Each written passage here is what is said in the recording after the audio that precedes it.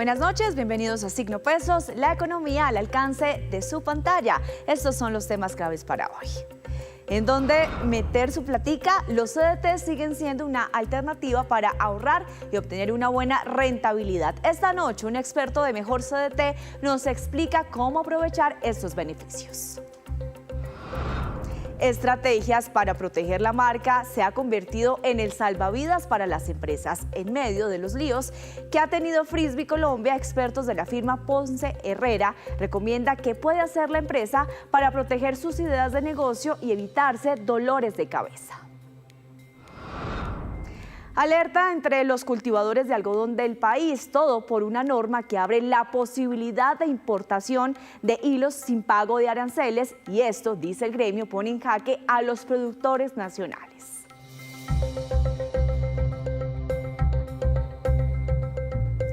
Comenzamos esta emisión de Signo Pesos hablando de una de las opciones que tienen los colombianos para ahorrar e invertir su dinero. Les hablo de los CDTs en medio de un panorama de tasas altas de interés. Para ampliar esta información, saludo a Carlos Correa, CEO de Mejor CDT. ¿Qué tal? Muy buenas noches y gracias por acompañarnos en Signo Pesos. Laura, un gusto saludarte a ti, qué chévere tenerte en Signo Pesos y un saludo a toda la audiencia esta noche. Perfecto, arranquemos primero con lo que pasa desde el Banco de la República. Hace poco hubo esa junta, se mantienen esas tasas o esa tasa de referencia inalterada en 9,25%. Esto tiene esas dos caras de la moneda. Muchos aseguran pues que se necesita bajar las tasas de interés para que asimismo pues se puedan acceder a diferentes créditos y sea mucho más económico. Pero también está esa otra cara de la moneda donde se puede invertir mejor, que por supuesto usted nos va a hablar de eso. ¿Cómo tiene que ver este tema tan importante y para que las personas puedan ahorrar? Claro que sí, Laura. Recordemos que el negocio de los bancos es prestarle plata a la gente. Y lo que estamos viendo con el Banco de la República es un banco que le presta a los otros bancos al 9,25%, y si ese banco mantiene esa tasa parecida, pues para los bancos de a pie les va a costar conseguir dinero más barato. Entonces esto significa que las tasas que ofrecen estos bancos en CDTs van a seguir a niveles muy parecidos porque el Banco de la República no está cambiando su tasa. ¿Qué significa esto para los colombianos? La posibilidad de todavía encontrar tasas muy buenas en el mercado, que por cierto todavía están por encima del doble dígito. Claro, eso es muy importante. Mire, si vemos en comparación esos rendimientos de las cuentas de ahorro, bajaron sus tasas del 12 al 8%, pues en este caso, pero también hay que manifestar lo que ha pasado más adelante, esas mejores tasas disponibles actuales que son, por ejemplo, hablemos de este ranking que usted está viendo, cómo acceder a estos CDTs según cómo está variando cada año.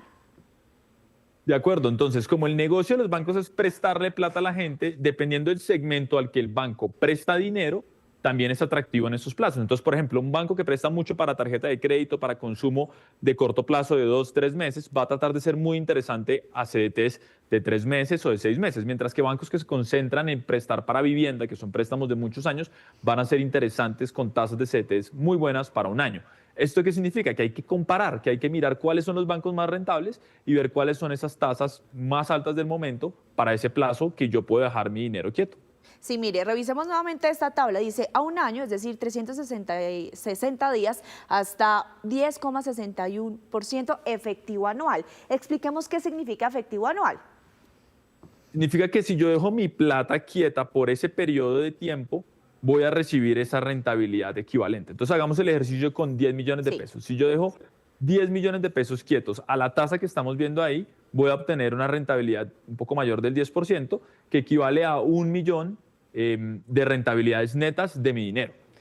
Cuando lo vemos de manera efectiva anual, lo que estoy viendo es cuánto voy a obtener yo si la plata se reinvierte. Ahora, si yo no abro mi CDT a un año, sino lo abro a plazos más cortos, entonces esta tasa efectiva anual me ayuda a poder comparar, pero no significa que en plazos menores a un año yo vaya a obtener esa misma rentabilidad.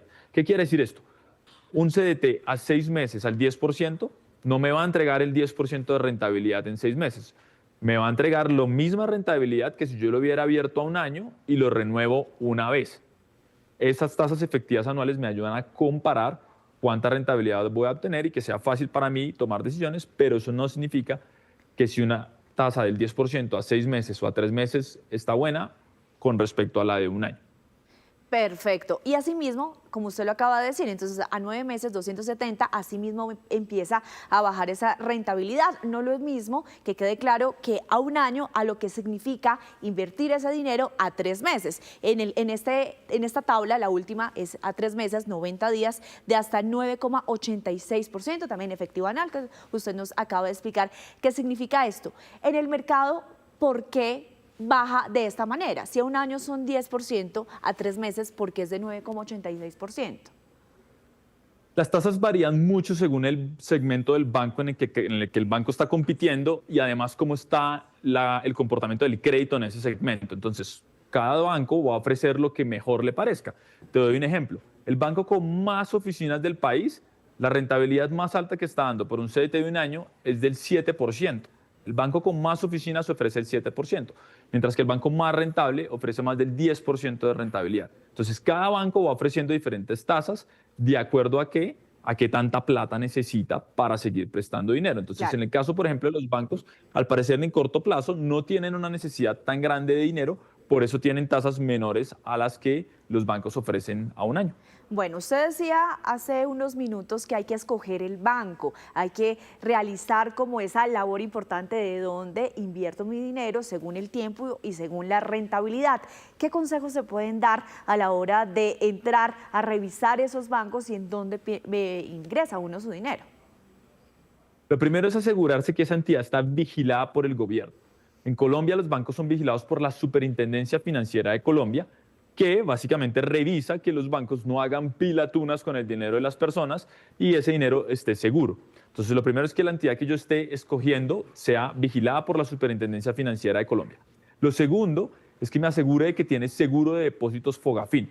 Y esto es un seguro que es un beneficio buenísimo para los colombianos porque les permite tener la tranquilidad de que su dinero en ese banco está asegurado hasta por 50 millones en caso de que el banco cierre sus operaciones. Hace muchísimos años no se quiebra un banco en Colombia, pero si se llegase a quebrar, Fogafín responde con 50 millones de pesos. Ese es el segundo elemento. Y el tercer elemento es identificar qué tasas están ofreciendo y por eso es importante comparar. Colombia tiene más de 25 bancos que ofrecen CDTs para persona natural. Esto implica que yo tengo que comparar para ver cuál es el que está entregando más rentabilidad para mi dinero. Perfecto, usted ya está hablando de esa seguridad que deben tener las personas a la hora de invertir, muy importante para que no pierda todo ese dinero. Ahora hay que revisar según el consejo de lo que uno ingresa o sus ingresos que uno tiene, cómo uno puede tomar la decisión en qué punto entrega el dinero, si es a un año, a 3 meses y que por supuesto lo estamos viendo en esta misma tabla, pues asimismo varía la rentabilidad. Pero ¿cómo entonces, según mi ingreso, a qué le puedo apostar? Los CDTs tienen una característica muy particular y es que no se puede retirar el dinero antes de tiempo. Yo puedo endosarle mi CDT a alguna persona, así como cuando endoso un cheque, le puedo transferir ese CDT a esa otra persona a cambio de dinero, pero no lo puedo retirar antes de tiempo. Entonces es clave que conozca muy bien cuánto tiempo puedo dejar mi dinero quieto, porque entre más tiempo lo pueda dejar, más rentabilidad voy a obtener. Entonces, un consejo práctico es, si tengo, por ejemplo, 1 millón, pero necesito 500.000 pesos en diciembre para los regalos de Navidad, lo que puedo hacer es separar 500.000 pesos a un tiempo de 2 meses, yo puedo abrir CDTs a 2 meses o a 2 meses y medio, y otra parte que no necesite la puedo abrir a un año para combinar las tasas y llevarme la mayor rentabilidad de mercado. Entonces, la respuesta a la pregunta es mirar qué es el plazo más largo que puedo esperar. Si no puedo esperar para todo mi dinero, separar una parte de corto plazo y otra de largo plazo y de esa manera les saco la rentabilidad completa al mercado. Pues bien, muchísimas gracias por esos consejos tan prácticos, sobre todo lo que usted nos acaba de decir. Es importante invertir, pero saber cómo hacerlo, poder dividir esos ingresos o lo que queda de los ingresos para hacer pues crecer ese dinero. Muchísimas gracias nuevamente. Laura, gracias a ti por la invitación. Es súper importante comparar bancos. Colombia tiene un montón de bancos para que los colombianos les saquen el jugo a eso. Invertir en CDTs es completamente gratis.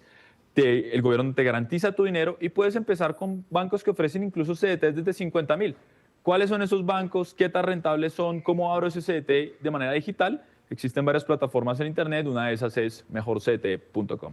Perfecto, consejos prácticos a esta hora, a la hora de invertir en CDTs. Por el momento nosotros hacemos una breve pausa, pero cuando regrese, espere las preocupaciones de los gremios del sector de la energía ante la posibilidad de un nuevo racionamiento eléctrico. Ya nos vemos.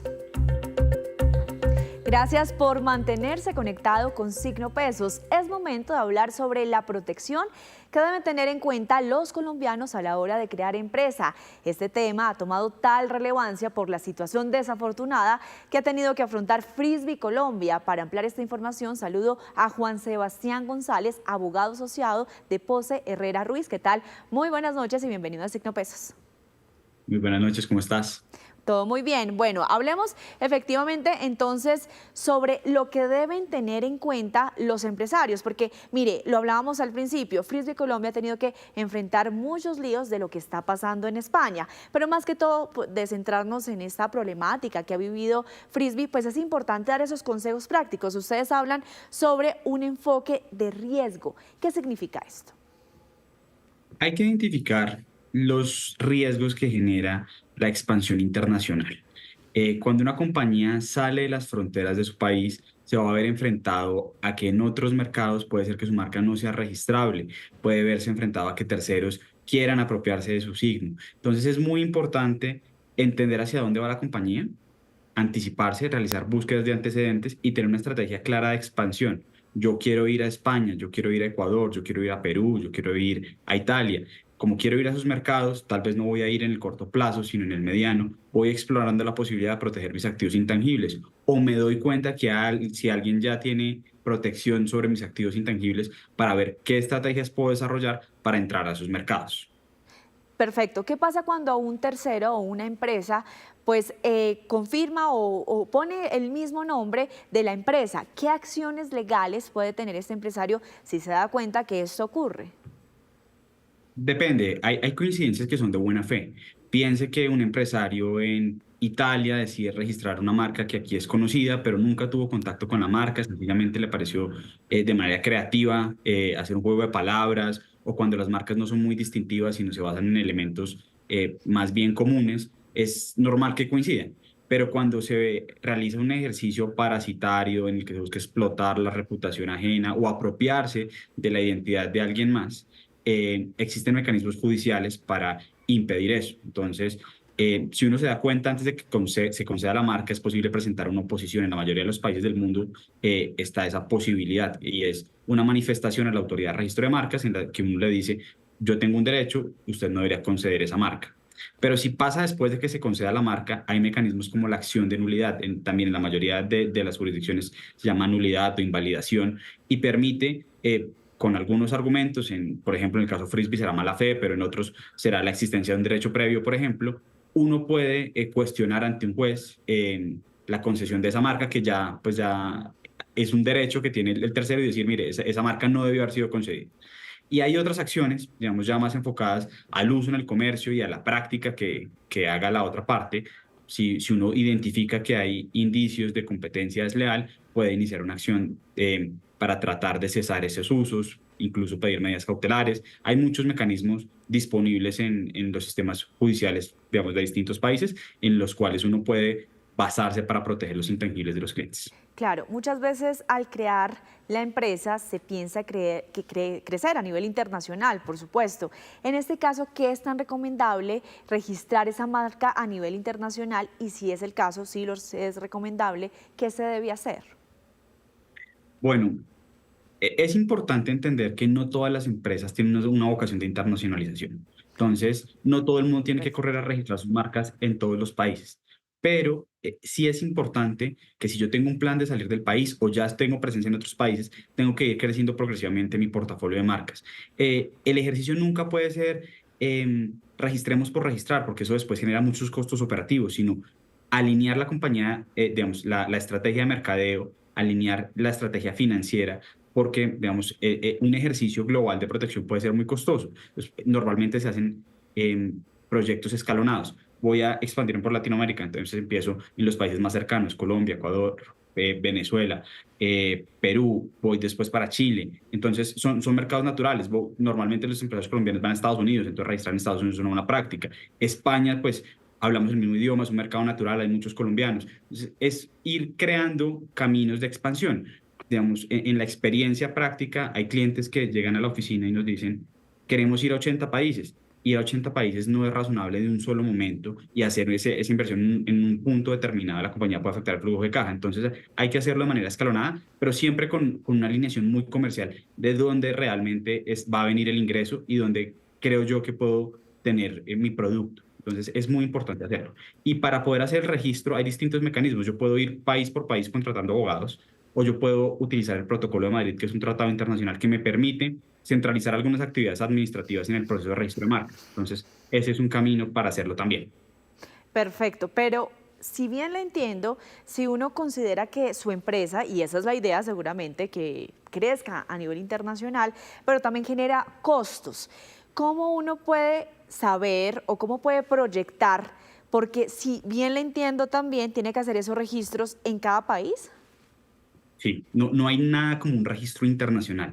Hay mecanismos que facilitan el registro de marcas, pero no es que yo vaya a una oficina y por registrar ahí ya tenga registro en todo el mundo, me toca pagar en cada uno de esos países. Lo que pasa es que, como te mencionaba, hay un tratado internacional que es el Protocolo de Madrid, y en ese tratado es posible centralizar y puedo entender cuánto me va a costar en cada uno de los países. Eso tiene unos problemas prácticos que no vale la pena entrar en detalle en este momento, pero a veces la estrategia puede ser, solo voy a ir a Argentina, entonces registro en Argentina directamente. Solo voy a ir a Estados Unidos, entonces registro en Estados Unidos directamente y no me complejizo la operación yendo a través del Protocolo de Madrid. Va a depender mucho de la necesidad del empresario, pero en algunos casos es una alternativa interesante para uno expandirse rápidamente con registros. Claro, pero ¿usted cree que a nivel internacional alguna organización que de pronto centralice esas inscripciones que uno tenga de su marca a nivel internacional? Porque puede llamarse un poco engorroso que si yo considero mi marca va a crecer en España, pero también va a crecer en Estados Unidos, pero también puede crecer en Brasil, así mismo en los países, ¿no debería existir un mecanismo que de pronto centralice esa inscripción? Esa es una discusión teórica que se ha dado digamos, y lo que ha generado es que existan convenios como el Protocolo de Madrid, digamos. La Organización Mundial de la Propiedad Intelectual administra este tratado y ellos tienen un sistema en el que yo, por ejemplo, desde Colombia, puedo pedir que mi marca se registre en 10 o 12 países, o en 50 o en los 135 países que hacen parte del Protocolo de Madrid. Entonces, lo que pasa es que se envía la solicitud desde la Superintendencia de Industria y Comercio, la recibe la OMPI y la OMPI revisa unos aspectos formales, la envía a cada uno de los países y después cada uno de los países va a hacer la revisión de que cumpla con sus normas. Lo que pasa es que no hay algo así como una norma única de propiedad intelectual. Cada país tiene sus prácticas y tiene sus regulaciones en materia marcaria, por ejemplo, y eso es lo que genera la necesidad de hacer trámites en cada país. Entonces, este mecanismo lo que hace es centralizar el proceso, hacerlo más sencillo, pero también genera complicaciones prácticas. Por ejemplo, en Estados Unidos, si bien utilizan una misma clasificación de productos, ellos tienen otra clasificación interna y la forma en la que se ponen los productos en el formulario es distinta. Entonces surgen unas cosas que llaman acciones oficiales y hay que responder esas acciones oficiales. Entonces eso empieza a generar costos adicionales que, si uno contrata a un abogado directamente en cada una de esas jurisdicciones, puede ser menos costoso. Entonces va a depender mucho de la estrategia. Nosotros en nuestra oficina llevamos muchos procesos de internacionalización y cada uno requiere un toque distinto. Muy rápidamente, lecciones de todo lo que le ocurrió a Frisbee y según los consejos que usted acaba de dar y ese panorama sobre si yo considero mi empresa va a crecer a nivel internacional, ¿qué se debe hacer? Primero, identificar cuáles son los mercados clave para internacionalizarme. Segundo, tener un proyecto de registro de marcas en los países clave. Tercero, no creer que solo con tener la marca registrada es suficiente. Frisbee tenía sus marcas registradas. Hay que hacer un monitoreo constante de las marcas, de cómo está el mercado y de si es necesario que yo presente oposiciones. Cuarto, cuando detecto que alguien se apropia de mi marca, actuar muy rápidamente, ya sea a través de oposiciones o acciones judiciales. Y quinto, siempre debemos tener en mente que es muy importante confiar en los consumidores. El apoyo que Frisbee ha recibido de sus consumidores es Sí. algo muy valioso y creo que es algo que todas las compañías tienen que tener en cuenta en sus procesos de internacionalización. Pues muchas gracias, Juan Sebastián González, abogado asociado de la firma Pose Herrera Ruiz, por estos consejos tan prácticos sobre cómo hacer cuando las empresas deciden pues inscribir su marca a nivel internacional y que no tengan dolores de cabeza como desafortunadamente le pasó a Frisbee. Muchas gracias por la invitación y espero volver para discutir otros temas. Que estén muy bien. Muchísimas gracias. Nosotros seguimos entonces con más temas. Hay alerta entre los cultivadores de algodón del país y en la industria de fabricación de hilos. Las alarmas se encendieron por la norma del Ministerio de Comercio que abrirá la puerta a la importación masiva de los hilos de algodón, lo que pone en riesgo a la industria nacional. De esto habla el presidente de Conalgodón, César Pardo. La Confederación Colombiana del Algodón, Conalgodón, que agrupa a los gremios y empresas productoras de algodón, ha manifestado ante el Ministerio de Comercio, Industria y Turismo y ante el Ministerio de Agricultura su oposición a la expedición de un decreto que elimina el arancel para la importación de hilos de algodón. En la actualidad solo quedan en Colombia 3 hilanderías que producen aproximadamente 40.000 toneladas de hilo de algodón y compiten en desigualdad de condiciones con los hilos importados de países asiáticos que llegan fundamentalmente a precios más baratos por las condiciones de servicios públicos, energía, laborales, etcétera, que hay en estos países. Si se quitan los aranceles a la importación de hilos de algodón, el resultado inmediato será el cierre de las hilanderías y el cierre, por tanto, del mercado nacional para el algodón. Por eso estamos solicitando que esta situación no se lleve a cabo. Colombia está más cerca de un apagón eléctrico con consecuencias que serían más graves que las registradas hace 3 décadas. Según el gremio de las generadoras de energía y otros expertos, el atraso en los nuevos proyectos es la causa principal de este fantasma. Lo peor que le podría pasar al país en estos momentos es que se ve enfrentado a un apagón, porque este sería peor al que se vivió en los años 1992 y 1993. Así lo advirtieron los gremios del sector eléctrico tras analizar las demoras que hay en el desarrollo de muchos proyectos de generación y transmisión. Además, aseguran que el gobierno se demoró en lanzar los incentivos para construir nuevas plantas. Creemos que se ha lanzado a destiempo, pues debió haberse convocado desde inicios del presente gobierno con análisis técnicamente fundamentados. Para los expertos, el gobierno no tiene real interés para los nuevos proyectos de generación de energía y eso aumenta el riesgo de un racionamiento. Las cuentas de la energía en firme que se necesita para atender la demanda desde el próximo año son muy justas. En contraste, el país está consumiendo cada vez más electricidad y eso, según Acolgen, acentúa el peligro del apagón. La estrechez en el balance entre oferta y demanda en el sistema eléctrico colombiano en este momento es crítico. Y si lo proyectamos hacia los 2 o 3 años siguientes, es mucho más preocupante aún. Un escenario de racionamiento de energía y gas le costaría al país cerca de 35 billones de pesos. Pues la gravedad es evidente, digamos que el impacto en el Producto Interno Bruto, el impacto en la actividad económica, hoy en día con la dependencia que cada vez tienen más los hogares en términos de electrificación, pues es evidente que el impacto es gigantesco, pero yo creo que lo que tiene que hacer el país y va a tener que hacer el próximo gobierno, sea el que sea, es preparar a la demanda para unos próximos 3, 4, 5 años muy justos de abastecimiento energético. Actualmente hay plantas atrasadas con capacidad para generar 3.500 megavatios de energía que debieron haber entrado en los últimos 4 años, pero también hay atraso en las líneas de transmisión de electricidad.